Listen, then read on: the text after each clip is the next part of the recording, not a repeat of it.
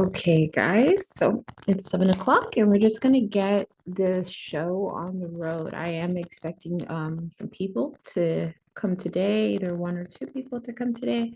So we're definitely going to keep an eye out for everybody and not get started with the whole process as of yet, because I do want to let some people come in since it is 7 o'clock on the dot.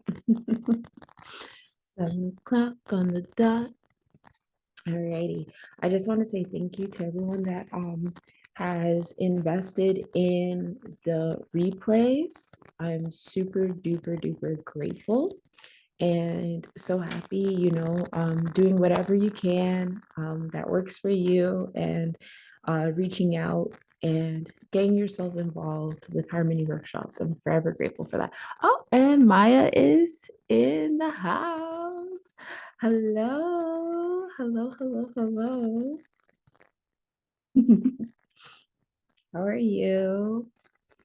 I was just thanking everybody um, that invested in the replays and everybody that, has come out for these workshops. I'm forever, forever grateful. Just very, very, very shocked at the response that I've been getting, but I think I'm doing what I'm supposed to be doing. So I think that's why I'm getting the response that I'm getting for these here workshops. But I'm very, very excited to show this lovely presentation that I put together. Last workshop was about ownership.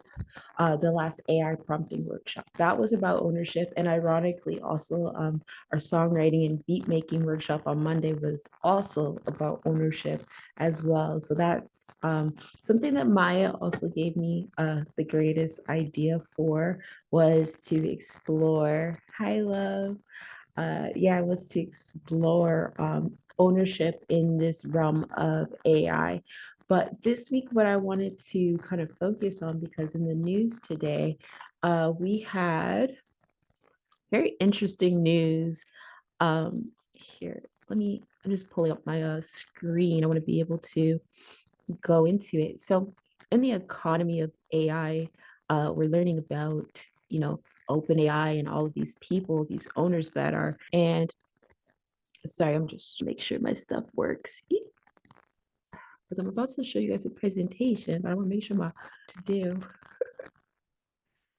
Okay, so like I was saying though, Sam Altman from OpenAI, he actually made a request for his raise, and it really inspired me because his raise ask was literally $7 trillion. Yeah. And how crazy is that? We're thinking right now like that's a little nuts for somebody to ask that much, but when you realize the value of the AI, and I'm going to show it to you because it's really not that far-fetched. $7 trillion. People be like, oh, billionaires and all stuff.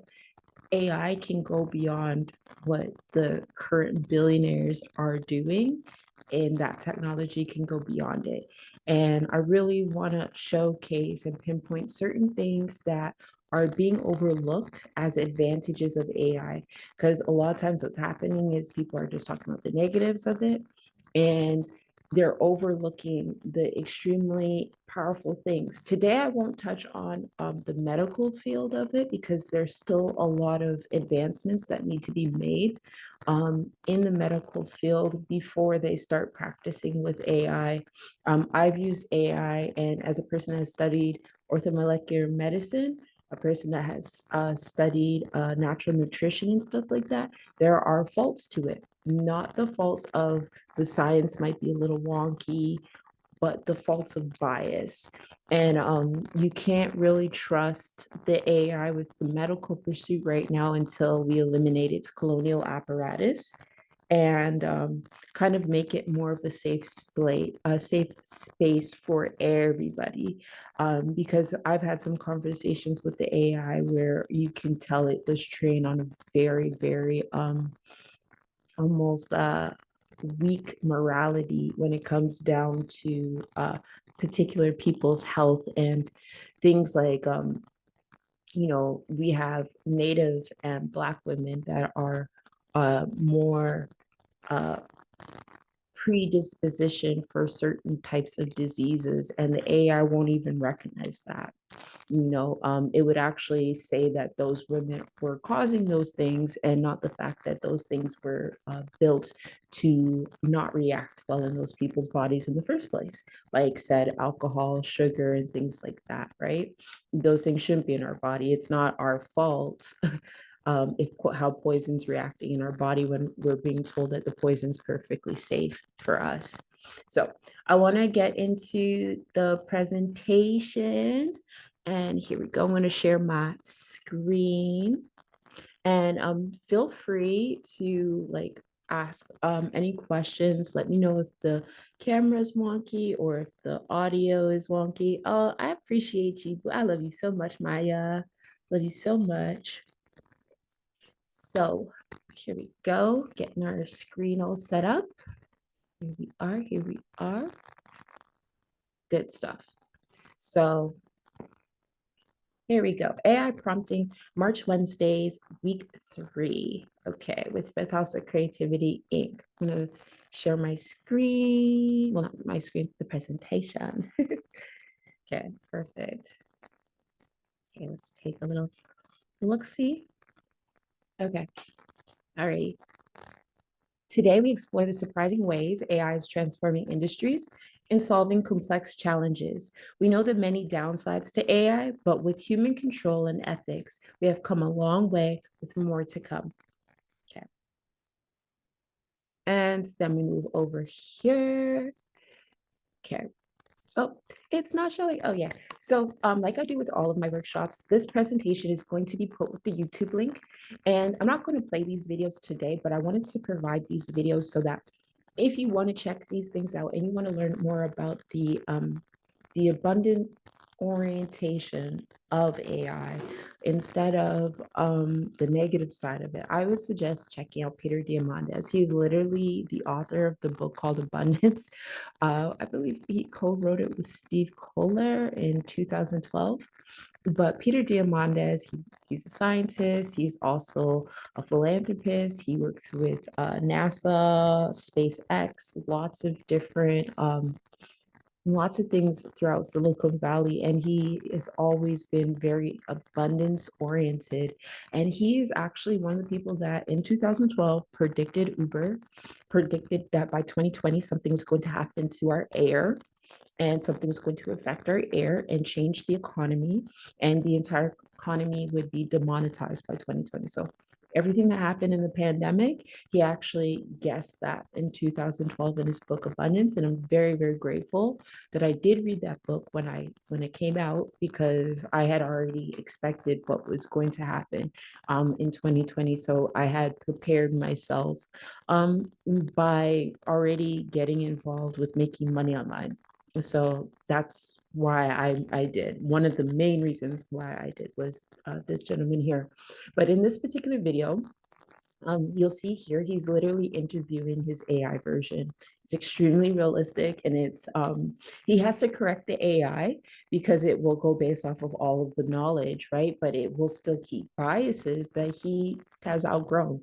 So you can actually check out and see like that conversation. I'll leave that in that presentation there. And here, AI technologies are playing a crucial role in preserving and revitalizing Indigenous languages, especially those with dwindling speaker populations with fewer than 1,000 speakers left for some languages. The urgency to document and preserve them is paramount. AI offers innovative solutions in this endeavor. These are tools for humans to use to become polyglots and begin integrating first languages in their day-to-day. So I just want you guys to, here, I'm going to pull it back, and then I want you guys to take a good look at it. And this particular scientist here and creator inventor, he created technology to preserve the first languages with AI. He started working on it only for his language, the Cheyenne language at first.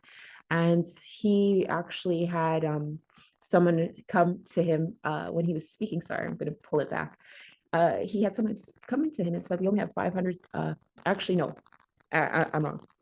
One of the people that came to him, they said, my grandmother is the last person that speaks this language, and she was elderly, right? And at that time, he didn't have the AI set up where it could do other indigenous languages. It was only trained on Cheyenne, which at the time that he was doing it, only had about 500 speakers left, like living speakers left. So now he's adapted that technology to incorporate all types of first languages.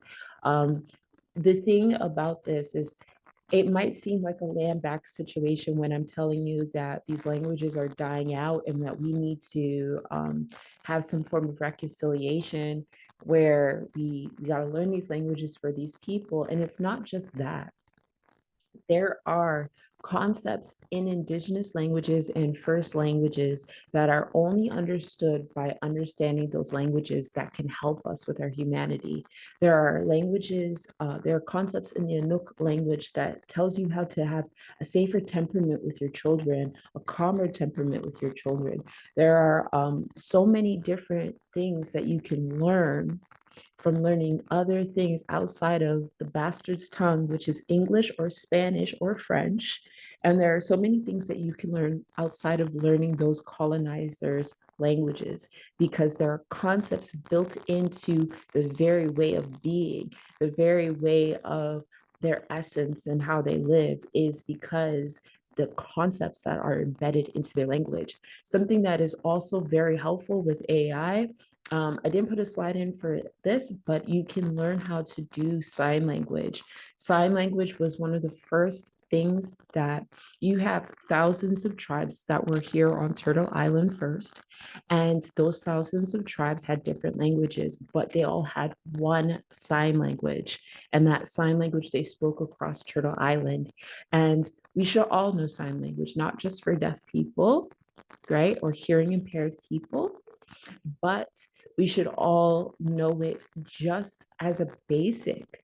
Like if you go to certain countries, there are business negotiations done in India, even where they use sign language underneath their cloth, like if they're like trading cinnamon and things like that as well. There are so many powerful uses of being a polyglot within language, not just first languages, but you can start to now incorporate all languages into your vocabulary.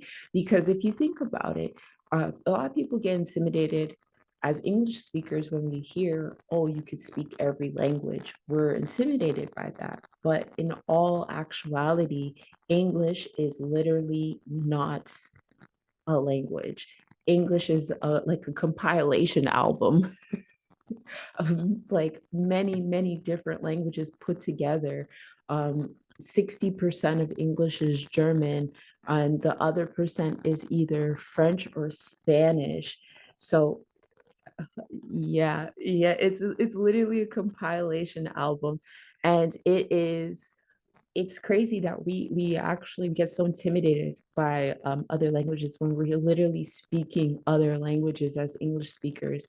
We only have 200,000 words in the English language, and none of which are actually, they said about 96% we got from other languages.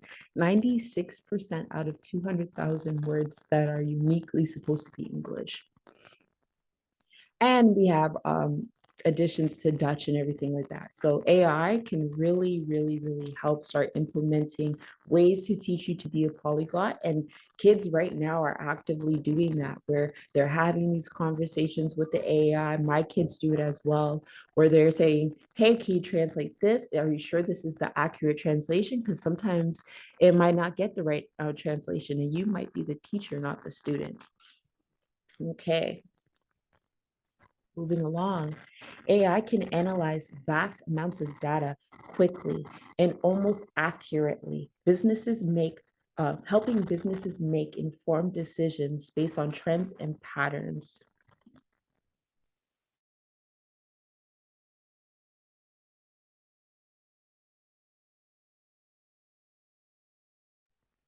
Sorry about that. Had a little a guest come in here. Okay, perfect. Sorry about that. Okay. So this is actually something that a lot of people don't even realize that's happening with AI. And one of the greatest examples of this is with Ancestry and the different Ancestry websites. So here you'll be able to see where talking about Sam Altman's $7 trillion plan. That's his ask, all right? So you can watch the video like that. And then going back over here, AI-powered chatbots and virtual assistants can enhance customer service by providing instant responses and personalized support. So that's another way that AI is making business life a little bit easier. But what you're also seeing now is, again, Peter Diamandis speaks about this, the demonetization of businesses. We have Uber that you're going to see over 200,000 layoffs because the cars are now autonomous, right? That's something where now it's going to force 200,000 people to get creative, right? Then we're going to look at, say, Universal Music Group just laid off an entire staff because they can automate their jobs through AI. Those people are now going to have to find a new way to get creative. It's really unfortunate people are losing their jobs, but this is the future. You can't expect that your job is always going to have security when technology and things always evolve, you know? And we have this way of getting very set on careers when a collective of people were cooking and then they were called chefs. Okay. There was a collective of people delivering mail, then they were called mailmen. There was a collective of people giving out milk, then they were called the milkmen. Okay. These are all man made. Okay. You can create your own lane, you can create your own job. You do not have to have a job of something that was a title previously before. You can uniquely create your own profession within these fields. Pick what you do and what you favor and what highlights in your career. What things do you enjoy doing? You can do those things. You can monetize those things, and AI can really, really help with doing that. And AI can also help in the way, same way I said I did with the Harmony workshops. I said to AI, I told AI, I said, I don't have a niche. I can do this, I could do that, I could do this, I could do that. I am so talented at all these things. And what's happening is people want me to niche down. I don't know how to niche down. And it said, well, you do all these things. You know what your niche is? Harmony. Okay. A lot of times, you just need that back and forth. Lay out all your thoughts and say, hey, the AI might reply to you in a rude way. You might have to redo it a few times. You might have to re-ask it. But what a helpful thing for me to now say, here we are with Harmony Workshops, all of these different fields that I work in, from music to writing to social media to websites to merchandise, to all these things that I am very good at, and I refuse to niche down because I'm like, I swear I am in a niche. I am, but what is it? And the AI did help me a lot with that. So here we go. So here, I want to actually show you guys the image in the center. So this is actually right here. These glasses are glasses that I'm creating. And I want to kind of like give you guys a little perspective of that as well. The different things that I'm able to get to create, like I can actually make designs and everything. If you have access to a 3D printer, you can make some stuff for 3D printers with AI. Most of your local libraries have access to a free 3D printer. You just got to check out your local library, see if they have a maker space. But there are so many different ways that we can like implement the design. In this particular design, I said I wanted gold and kanji scroll design across the glasses. And this doesn't actually say anything, and if it does, and you're like a kanji scroll, like you can write it and you understand what it says, and it says, "Your mama, I'm so sorry." I didn't know. I didn't know. I just thought the AI was putting nonsense. Thank you. Thank you. I'm very excited to create like different designs, and even with the fashion and the different things that we do, the AI can actually really make it a reality. And that's the most important thing. This might not be reality orientation, but you can use it to help you expand your imagination to make your visions, you know, an actual reality. Okay, so here we go. AI is utilized in unexpected ways, such as aiding genealogy research. Ancestry platforms leverage AI to digitize, analyze vast amounts of historical records, enabling quicker data entry and providing access to previously inaccessible information. So, for example, we'll be talking about this in May when we start to actually get into doing ancestry and everything like that. But ancestry.com, perfect example, but all of the websites do this because ancestry.com actually digitizes the files. So they'll use ancestry for that way, all the websites will. And one of the things is, if you look at the Freedmen Bureau was over 60,000 pages. It was almost impossible to read. They had to have the people sit down to digitize this on a manual level. Last year, the 1950 census came out and they did all of that by AI and it worked. It worked. And the thing was, they were able to digitize over 100,000 records in 3 months. Okay. Now we have information readily available to us. And now we are actually finding out things that were erased from history because they were just lost in these files. If you watch back on our songwriting and beat making, where I spoke with Rip, he even touched on it. My grandmother also had this experience where their records were destroyed, right? Their records, they bombed them throughout the United States and in Canada to get rid of these records. So it's vital for us to digitize these records. It is huge. It is important for us to digitize these records. And we have to get the information out there. People are now finding out. They just did the African names list in the last year. This just came out. And I want everyone to take this in. They said that the majority of the records were lost. The majority of the records were apparently lost because they only have 90,000. Okay. But yet millions of us came over. Okay. We understand that they are bombing these places and there's a strategic way to try to destroy these records, right?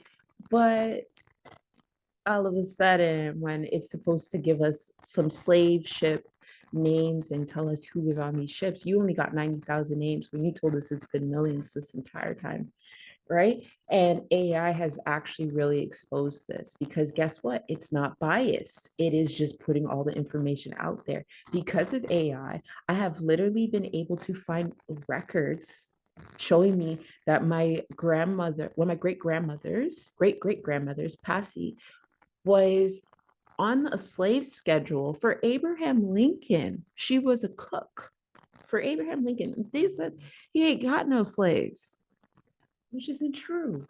They've digitized records that have shown us also that the files and paperwork showing that at the time of the abolition of slavery, that the majority of slaveholders at that time were actually Black. So there's a lot of information that is now available to us that was never available to us. And this is creating a huge, huge, huge ripple effect of information being put out there. We might be in a post-truth era because of the manipulation that can be done with AI, but there's a lot of information that AI is providing us that is hardcore facts that we needed. And especially for us that are survivors living within Turtle Island, which is a place that is of active genocide. So we are able to now get lots of information to actually know what we're existing in the first place, right? And this goes down, it's not just Freedmen Bureau records, this goes down to, they've now digitized the muster rolls, so you can find people in your family that were in the army. Like you can take things back way, way, way, way, way back. Okay. So I wanted to also show you guys some of these images, so show some pictures. Like I've said before, encapsulating Black joy, encapsulating Native joy, encapsulating multicultural joy, and also hair textures, things that are actually part of our culture being put into our stuff. You'll see like every single time somebody says something about a native thing, someone has to have a headdress. Some native cultures do not wear headdresses. So, like let's be a little bit accurate. There are certain things that are just inaccurately put, and we can be accurate with these things. We can put this information because we know our customs, we know our traditions, so we can put them in there. Okay. I also wanted to let you guys know about I mentioned it about last time, Gala Darling. I started reading her blog like 2005 when I was a kid. Incredible, like, I've literally it's really cool to see a person that had a manifestation blog. And then now if you look her up, amazing career. So she really did something. She did something, right? But Gala Darling, she said that you can use AI as a manifestation tool. And I thought about this before. And also, Maya sent me a really great video about how it is basically like also can be like on this is a realm on the other side. This can be also like esoteric work outside of us as well. So that was really empowering.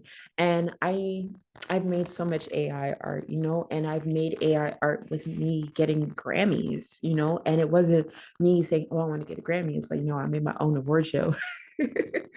So there's so many different tools that we can really implement for our manifestation or visualization tools, but AI is a really great one. It says here we can use AI generated images as a manifestation tool. AI can create visually captivating, inspiring images that align with your personal desires or goals, fostering an expanded positive mindset and visualization practice. Okay. So if you are having something that you desire and that you want, and it is a little hard for your imagination to take you there, try to use it with the AI. Sometimes, and I realize this more and more, my imagination is so limited. It is so limited. Like there's not enough world that I can consume to like really spark it up, right? But with AI, it's kind of boundless, right? Not to say that I have limited imagination, but it is limited. I am just here. That's all I can say. I am just here. Very, very limited from this like little perspective here on this rock. Okay. So crafting clean and beautiful prompts. We asked AI. I love having a good conversation with AI. I love asking about things. And I thought to myself, I could tell people how to make prompts and I can explain to people it's like doing it like ingredients. That's great. But maybe AI knows the cheat code to make the most perfect prompts. I'm not going to read them all to you, but I'm going to read the points to you. And then when you get the chance to digest it all, then you can come in and read it through the presentation. Okay. Okay. So some of these things are clarity and specificity. Specificity. I can't get this word. Never can I ever get that word. And hold on, I gotta make sure that this page is all right so I can see it. Okay, relevance to desired outcome. So again, like I said, having a shot list, being clear on what you want to achieve with this, because you can easily say, like, I want my AI model to be sitting in Cancun. Cool. But what if you have a business plan or a movie plan or other things outside of it just being art, right? Then, maybe you might have a storyline, right? Maybe there might actually be a storyline that you can go. So what you would do then is you would focus on a shot list. So she could be in Cancun, but you can actually put that she's in the Azure hotel You could actually say maybe she went to Tulum. You can say also, because we're dealing with AI, so it's imaginary, you could say she was in Tulum with Malibu skies. And I programmed the AI to do really, really fascinating skies. If you put like, ooh, Malibu skies or Osaka skies. And again, you can take one location, give it the skies of this or the essence of this location. You can blend these things. And even like I've said it before as well, I have literally put art by and made up a whole character. Like I put Misko McGee, fashion designer, and made a whole fashion line that would be relevant to Misko McGee, right? And the AI, it's not like it's like, oh, I don't know that designer. No, it says, let me assume who that designer is. That's what it does. Okay. Encouraging creativity, language and tone, and polished outputs. And like I said, this is a really cohesive list that it gives and is super helpful. It tells you what to say, it tells you what to avoid. And this is going to be available in the presentation. Let's check out what you said. I love how you're building a revolutionary relationship with AI, manifesting more than generally self focused manifestations. Ooh, I love that. I love that. That is so, oh, I love that. Thank you. That's empowering. Very, very empowering. I'm gonna, oh, I hope you noticed I put the Q&A right here with iRobot lady. Ooh, she's a baddie, iRobot. But I'm gonna leave space if you want to ask any questions or if you have any questions or anything. I wanted to also just go into what's the next time. Oh, please, I love this lady so much. She's so gangsta. Like, I've mentioned this before, and it could quite possibly be because of my grandmother, but I've always believed that the darker skinned Black woman with that's a little more plump, she's God. She's God. And that's who God is. And you might not know it, but we're all going to see it one day. Right. So, and God's strapped. I couldn't imagine God would walk this earth not being strapped. Come on, guys. Come on. Let's stop being ridiculous. All right. So, next time, we will make some mid-journey art together. So I'm actually going to be doing some art. And what I would really, really love and value is if you have particular ideas of things that you want to execute and you've been having a hard time working with those things with the AI, please, please, please, please send it before next Wednesday. And then what I'm going to do is I'm going to set up the prompts and we're going to make some images with that. And then we can like, troubleshoot maybe why it wasn't working for you, or maybe troubleshoot how it can work for you when you actually do get a chance to try it on your own. And we're also going to talk about editing tools because Midjourney now has an editing tool. It didn't always have an editing tool, so you can use other things for it. Some people use Photoshop, some people use Canva. Canva has kind of like an AI editing tool, so that's really cool as well. And how to sell on a platform or via your own website. Wirestock is an okay website. I didn't make any money with it. I've heard of other people making money with it. Ooh, sorry. Sneeze, sneezy, sneezy.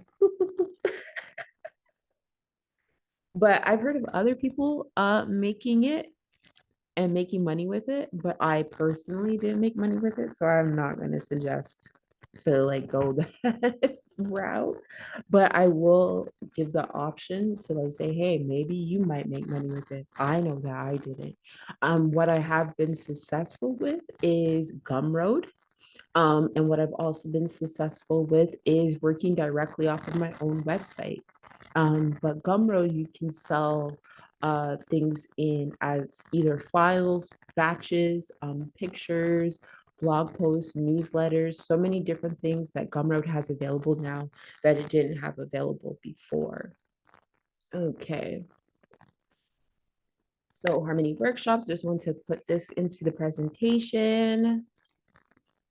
There we go. Ooh, let's see what we got here. Yes, so you can sell digital products on Gumroad. You can sell physical products. You can also sell your drop shipping products. And Gumroad actually has a program integration with not Printify, but Printful. I'm going to write that right here, Printful. And the yeah, like Gumroad can sell a lot of things. You can make a lot of custom products with it for print on demand. I sell my typeface and my ebooks as well on Gumroad, but I can say if I want to sell my beats or want to sell like batches of AI photos, I can also sell that on Gumroad. They also do have an affiliate program. So if you feel like you started with Gumroad and you're having a difficult time making sales, encourage your followers and your clan and your group of people to sell your products with the affiliate link, and that way they can make some money and you can make some money as well. So Gumroad is really, really good for that. So you guys can see here, we had Casado con Jefa came out on March 10th. Qualia is coming out March 23rd. That's the Saturday, and that's my solar return. So, yay to that. And then 2 days after that release, Please Help Yourself is going to be coming out on March 25th. So we have about one more AI prompting workshop next week, and then we have album cover designs on April Tuesdays, and then we have record producing B2B on May Mondays. And that is not beat making, that is literally like cutting records and on the business side of things. Yes. So let's check this out. Oh, my little birthday comic from last year. I'm sorry, I had to put this in the presentation because I love it. Emma, Emma, your powers. Don't use your powers for instant manifestation for the wrong. So you guys could check that out. And also before I wrap up here, I got like a few seconds left on the time. Before around April 1st, I'm going to be releasing a Harmony course workbook. And so that is taking everything that we learned for this workshop and then preparing us to work on the workshops for next month. Everything that was this month is a preparation for next month. And I want you to be able to keep track of everything and to be able to start to actually implement these things into your lifestyle. So it's a course that integrates art, holistic health, indigenous teachings, architecture, sound healing, empowerment, astrology, human design, writing, ancestry, and AI technology. I know it's a lot, but we got 3 months going on a, you know, two more months. We're almost done this month, but we got time to do it. We got lots of time to do it. Yes. So thank you so much for coming out, Maya. I love you. I love you, love you, love you, love you. I hope you got to see I did a little shout out for Alchemist Aya.